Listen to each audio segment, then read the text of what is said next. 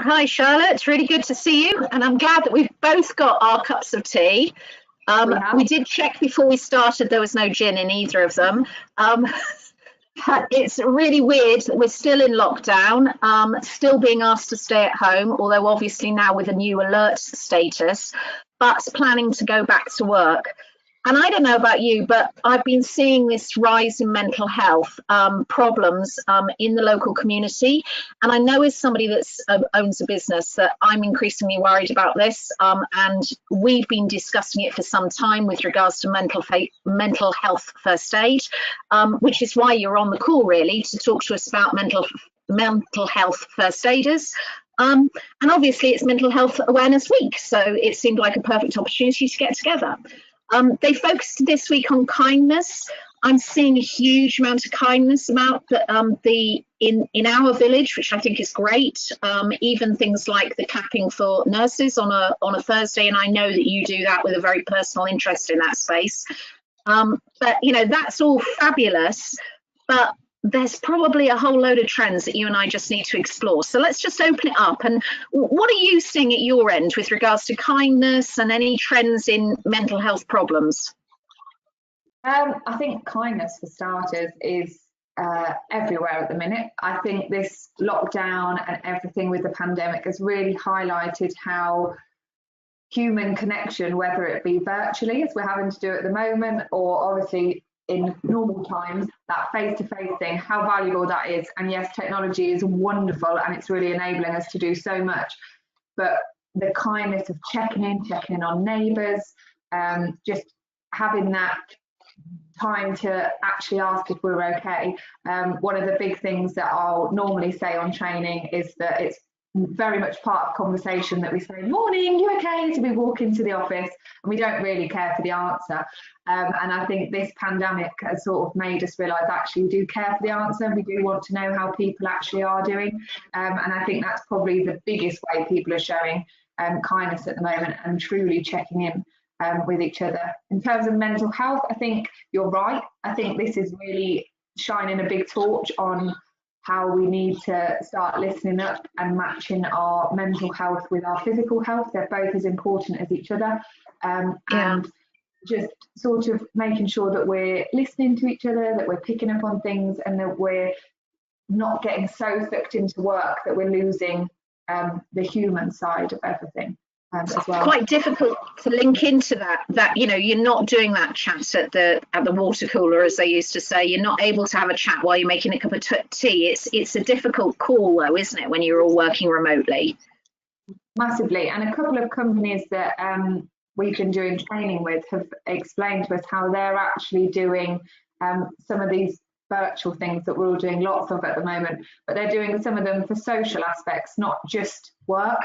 And that's been working really well for them to just make sure that people are having that social time if they want to. They're not being forced to, but if people are wanting to have a sort of virtual lunch break or whatever it might be, that there's an opportunity to do that once a week, once a month, however often seems suitable for your working environment. But I think it is important because you're right, we haven't got that face-to-face interaction and we are all missing it. Yeah, it's that human piece, isn't it? You know, humans, even if you're really task focused, humans still want to talk to other humans at some stage during the day. Yeah, it's really one. So you're saying there's good practice of things such as these phone-ins. Are you seeing anything else that you're seeing that you'd say that is good practice at the moment? I think. Well, I personally feel very passionately that everybody should have some level of mental health training within their organisations because it's vital to give your staff the ability and this confidence. I think it's all about confidence. We can sit there and say, oh, well, it's simple that you can have a conversation with somebody, but not everybody feels that confident to have that conversation when it's perhaps a difficult conversation. And it's enabling people with that confidence. And I think that's quite key. And there's so many things out there at the moment. You know, lots of companies are doing webinars. We've been doing a Mental Health Monday where we're putting up little videos and little snapshots of really helpful things. And sharing those things with staff is just as useful as just giving them some tips on how to help themselves, really. So do you think it depends on how old people are, whether they're embracing some of the, because I know that you did, breathing, you did a breathing technique the other day on one of the videos. So are you seeing that, and I know one of the people we were hoping to talk to today was very much into yoga as a relaxing means. You can't do a yoga session at 10 o'clock in the morning. Well, you could, but, you'd have a very strange working day. Are you seeing different ways that that's finding itself into the workplace, and does it matter if it's a different type of workforce? Are certain companies more likely to embrace it than others? Yes, I think is the short answer to that. There is a definite difference depending upon the age of staff, the gender of staff, the sort of history of how the workforce have sort of got used to their culture. The culture is definitely a big part of it. But I think there's so much you can do now that's really, really simple, and nobody has to know you're doing it. And I think when I'm doing training, that's a big thing that I say, because I agree, if you got up from the desk and you started doing the downward dog, people might look at you a bit funny. But doing things like box breathing, or just something really simple, is breathing in and then making sure your exhale is twice as long as your inhale. So if you got me thinking about my breathing while I'm talking to you. That's never good. Yeah, instantly I start hyperventilating. Yeah, don't do that. Don't do that. But yeah, just inhaling in for, I don't know, 2 or 3, then making sure you're exhaling for just double that, so 4 or for 6. And that's really simple. And the other thing, when we're stressed, we tend to breathe from up here, and sometimes just putting your hand on your tummy and making sure that it's going out as you're breathing in and in as you're breathing out. I've got to make sure I get that right. Some people's tummies have got much, much bigger during lockdown, so that's a bit of a challenge, isn't it? But yeah, I know what you mean. So if we're all going back to work, and this is still a big if, I know what the government's direction is, but it's still not certain that we're all going to go back to work imminently. It's talk to your boss about going back to work at the moment, and it's not everybody, it's only those that can't work from home. What types of things do you think that we should be advising companies to actually put in place? Should they be doing anything? Because there'll be a massive difference between those that have been furloughed and those that are still working, I guess. Yeah, I think that's the big thing, because you've got everybody on different things. You've got some people who are still in the organisation if they're unable to work from home. You've got the workers from home. You've got the people on furlough, and there's real differences in how people are coping depending upon, well, firstly, who they are, but also with which sort of category they fall into. And I think it's really important as a manager and employer to be mindful of the differences, and how the people who are on furlough might feel a bit out of place, not as quite as important, lost that motivation, a little bit of self-worth being impacted. And then you've got those who are still working, feeling like they're doing all the work for everyone, because they're taking slack, they're feeling overworked, they're feeling exhausted. And so you've got to get that balance right between the two. And then you've got the working from home. So they've just recently done a study that's found that people are working averagely 29 extra hours a month by working from home, because those boundaries are a little bit blurred. And somebody, I took part in a workplace wellbeing event on Monday, and one of the things that they said that I thought was quite a useful thing to do was, when you're going, if you're working from home, imagine how long your journey would be to work or from work, and taking time to do something, and that's go for a walk, whether that's read a book or something, for the amount of time that would have been your travel time, so that you're disassociating yourself from that working environment. I think that's a really interesting idea. I've been reading a lot of people that have been reading a book in the morning. I'd never think to read a book in the morning, but they're reading a book for an hour in the morning before they start work. And then they pick up the book again in the evening, for exactly the reason you've just said. I mean, when I'm working in London, I read a book on the way into work, or I'll listen to the news on the way into work. But now I sit down at my desk at 7 o'clock and crack on. So I think that's quite an important piece, isn't it? So last couple of minutes, before we open it up to questions, what sort of tips? And I know we've put together some tips on a slide, so I'm going to ask Sonia to move over onto that new slide in a minute. What sort of tips do you think that we should be giving to individuals just to help with stress? Because we've already said that there's an increase. Can you talk through this karma issue or area? Yeah, so all of these things that are on there, so obviously everybody can see that, are fantastic in terms of, they're just things on making you more mindful, listening to yourself. I think sometimes we're so busy that we forget to listen to our basic needs, and our basic needs are so important. And I always say to people, if we're all children underneath it all, we've still got the same needs as a little one. And if a little one was feeling stressed or upset, what would we do? And we'd make sure they've got nice food, they're well fed, watered, all of those things, that they're getting a good night's sleep. Just making sure we're looking after all our basic needs is really, really important.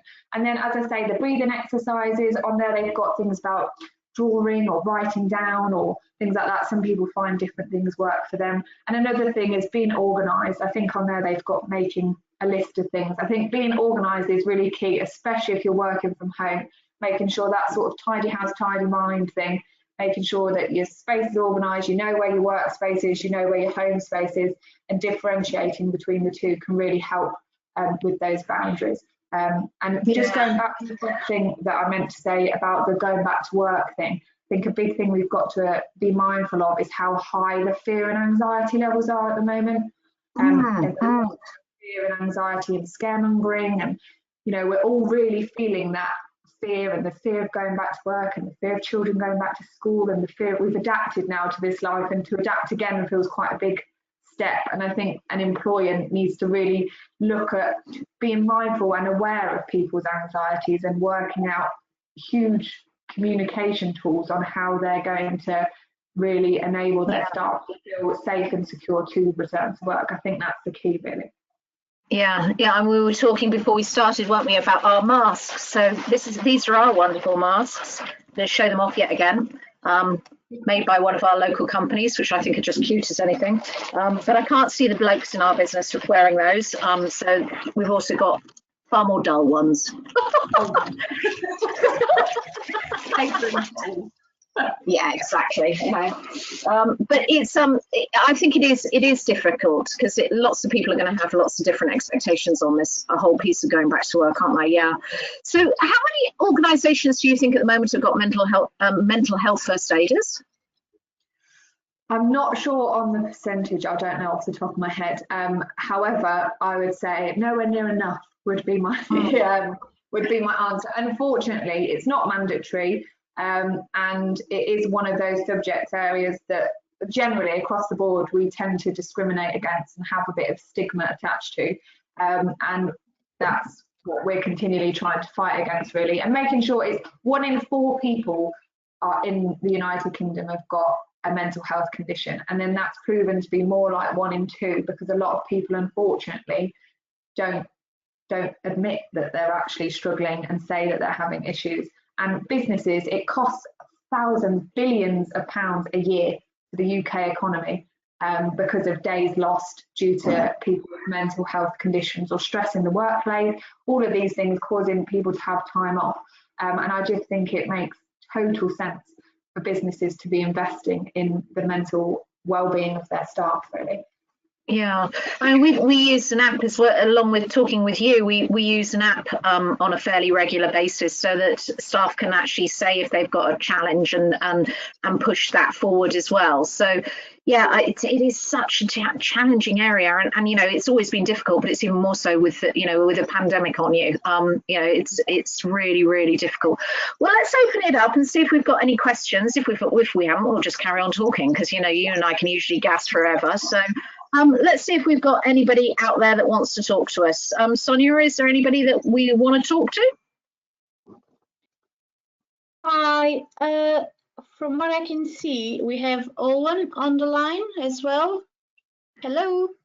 Hello. Hello, my darling. How are you? I am very well, thank you. I wasn't sure if you could hear me. The microphone was looking a bit dodgy, but you can hear me. You can't see me, though, presumably.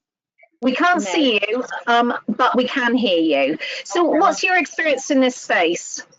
Well, I think I'm now freelance, but when I worked for a large company, I'd noticed there was a lot of changes that were made. And over the last few years, certainly, I totally accept everything that Charlotte's just been saying about the fact there's still a load more to do. But I was certainly encouraged as a manager that it was an area that was being given a lot more attention.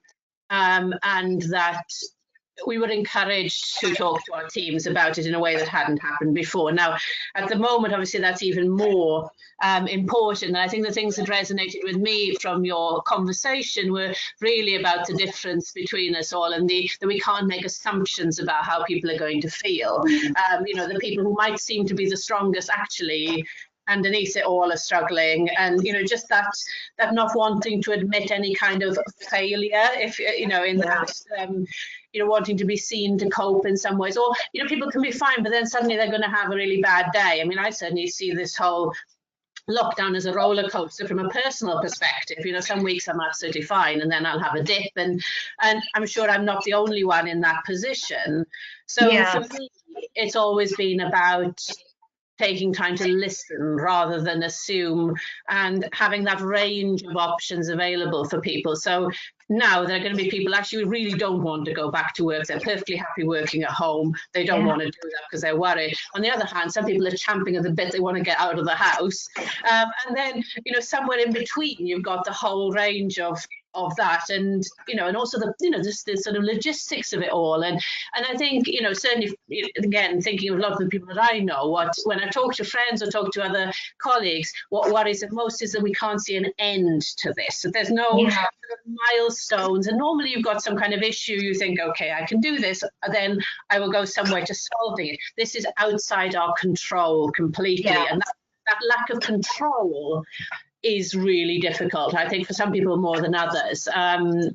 And I think for some, I think you're 100% right there. And, this whole control piece, I mean, it's probably those that are more used to being in control that are going to struggle the most.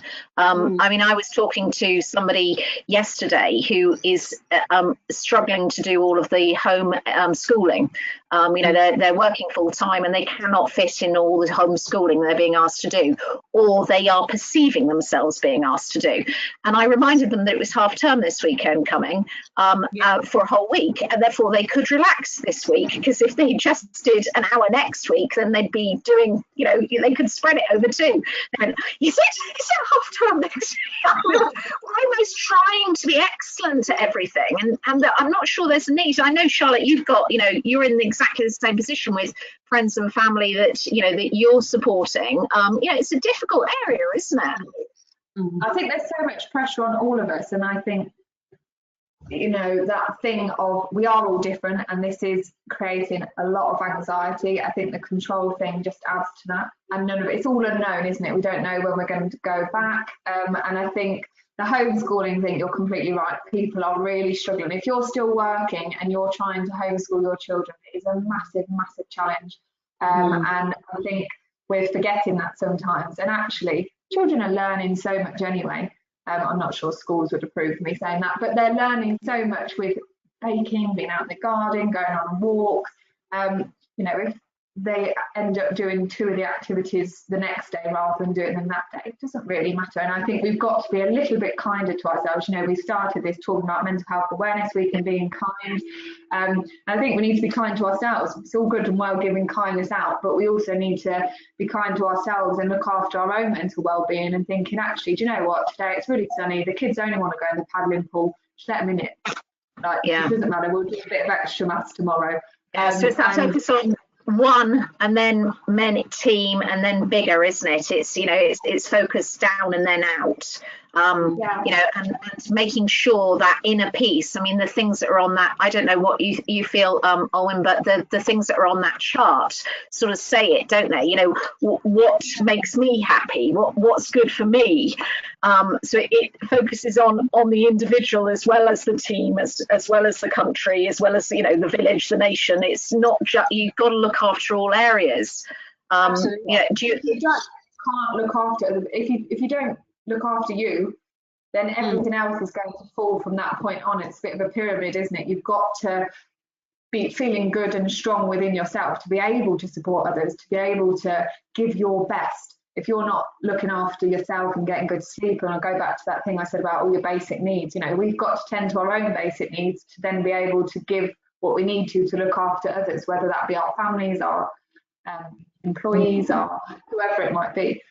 So in your book, I mean, Owen, I know you've been a manager in the past. You know, in your book, Charlotte, is the mental health first aider, are they in some ways taking the role that used to be taken by old-fashioned HR managers and HR departments that used to look after, you know, the needs of the individual within the workforce? You know, you used to be able to, you know, most organizations don't have HR managers in quite the same way any longer, but you used to have somebody you could go and talk to that wasn't your direct boss. And, you know, they were, in effect, you know, taking some of that part. Do you think there's any correlation there? Is it because we've changed the organization structure of most organizations? I think there is an element of that. And then I think the other thing that having sort of mental health first aiders and mental health people who are trained within the organisation, I always say it's good to have a good mix from the organisation, because somebody might not want to necessarily go up, they might want to talk sideways to somebody, or they might want to talk to somebody who's from a completely different team. And it doesn't necessarily have to be scaled up. And I think often with how our organisational structures are now, the only way we have to talk if we need to talk to somebody is to go up. And sometimes we don't want to go up because of our fear of discrimination or the stigma around it. We just kind of want to sidestep. And it's just making sure that those sorts of things are available and making it as accessible as possible, because I think it's all good and well having this training, but people need to know who are the people who are trained, who's happy to, and they're not replacing counsellors. We're not training people to be complete counsellors. It's just to have that confidence for that initial conversation and signposting. Knowing what to put in. So how do you recommend who is the mental health first aider and how people know about it? I mean, you know, if you go into my office and you'll see the sign that says first aiders, but it doesn't say mental health first aiders. Should there be a notice as well? Or, you know, how would you recommend that it works? It's different for different organisations because it depends what works. But some companies do exactly what you've just said, where you've got first aiders having up on the board the photos of the people that are the mental health first aiders. So you know, X1, whoever it is, they are the people that are confident to have that conversation. It doesn't mean you can't talk to somebody else, but it just means that they are the people to have that conversation with if you wish. And then Severn Trent Water actually have, which I think is a brilliant idea, not everybody's for it, but they all have to wear lanyards in the office anyway. And they have a different colour lanyard for the people that are mental health trained. So therefore, if you see somebody with, I don't know what their colours are, but say it's blue, but somebody who's mental health first aid trained, then they know that those people, anyone with a blue lanyard is somebody that you can go and talk to if you're feeling a bit worried. They are given, which is so vitally important, they are given from the top to say so that if somebody comes to talk to them, they're allowed to leave their work to have that conversation. Because I think sometimes we're so quick and busy in life that we're like, I haven't really got time to talk to you right now. And if somebody gets shut down when they're really struggling, to then pick yourself back up and try again to talk takes a lot of strength. And sometimes that's people, it shuts them down. So it's really important that we do give people the time if they do. Is that your experience as well, Owen? Yes, I think certainly when in the last organisation I worked for, it was done in that way, that people were designated in some way. Either we did use lanyards and things like that as well, and we knew for our area who they were. But that was coupled with, and I think this is so important from the top, you know, it was an initiative that was supported from the very top of the organisation, and all managers were expected to have some level of training. Okay, we weren't the first aiders themselves necessarily, but to have a basic level of understanding, because as you say, people might choose to talk to different people. Yes, they've got the dedicated first aiders, and I think that's brilliant. But they might want to talk to their manager, and might come up in conversation with their manager because of something else. And then the other thing we did traditionally before perhaps the more sort of mental first aider thing came in was we had buddies for people within the department, particularly newer members of staff. But that thing about always wanting to talk up, but talk across, or to somebody who you feel is perhaps less, you know, what you say isn't going to go any further, and I think that does make a big difference. I'm smiling because I've just reached for one of my favourite books, which is Our Iceberg is Melting by John Cotter. who's a change theorist, but he talks about his change managers, and he doesn't define what change. In effect, we're saying that, you know, that change can be anything. He talks about his change managers and his change agents being wearing badges, wearing lanyards.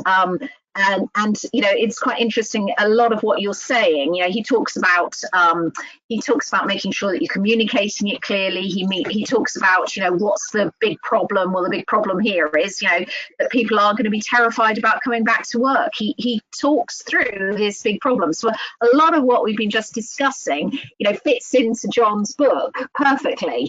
And those that know me well would laugh at that, because I'm always pulling out Cotter and saying, oh, it's a Cotter thing. But you know, it's interesting how we've sort of gone almost in full circle. So we've said, you know, it's partly to do with giving people the time. We've said, you know, it's partly making sure that they're aware that they've got the space, and that consultation, that communication piece. We've said, you know, it's useful to have trained people, and indication of who those trained people are.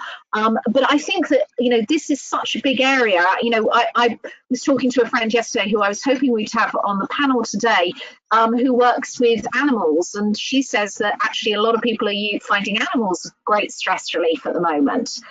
Poor dogs are, you know, saying, please don't take me for any more walks, I think. But, you know, the whole concept of having, you know, cuddle your cat, or take your dog for a walk, or talk to something that you can just unburden with is quite important. I know in the past, and nobody's encouraging smoking these days, but smoking has been part of that stress relief as well, hasn't it? You know, thankfully there are healthier activities now for people rather than smoking, but it's, you know, it's that personal thing that I think both of you have talked to, which I think is so important. Well, we said that we'd only talk for about half an hour on this subject, and we've come to about the end of our half hour. This was supposed to be casual and just a chat, which is what it's been. So I'm really grateful for both of you coming along. Sonia, I know that you've recorded this, and I'm hoping that that there isn't a problem with reusing it. But you know, we know that mental health first aid is absolutely really important in most businesses. I think the end of Mental Health Week, I think there has been a big push this week. It does help that the Royals are really into it. So we've seen the Royals on the telly on it. I think that makes a difference. And I saw yesterday they were talking about football, actually. At the Prime Minister's question time, there was somebody talking about football, and you know, the fact that kids need to get back to playing a football and kicking it around, and you know, that's what's good for them as well. So it's an interesting area. It's one I'm sure we'll discuss again. I'm really, really grateful that you gave us the time today. Thank you so much, and hopefully we'll catch up soon next Friday, another coffee and chat. Speak soon. Bye. Yeah, bye. Bye. Bye.